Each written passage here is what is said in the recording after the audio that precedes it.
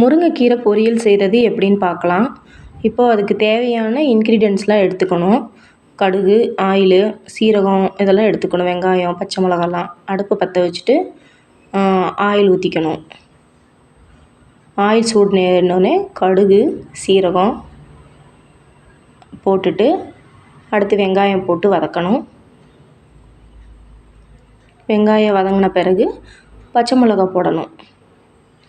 பச்சை மிளகா போட்டுட்டு நல்லா அது வதங்கின பிறகு ஒரு வாணலியில் தண்ணி சூடு பண்ணிவிட்டு அதில் கீரையை போடணும்.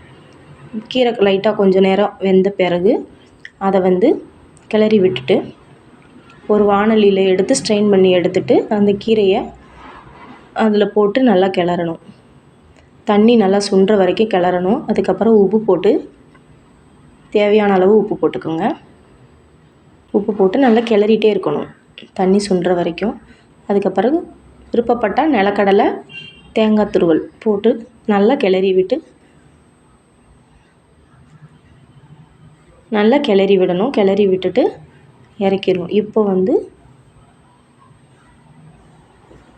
சுவையான முருங்கை பொரியல் ரெடி ஆயிடுச்சு.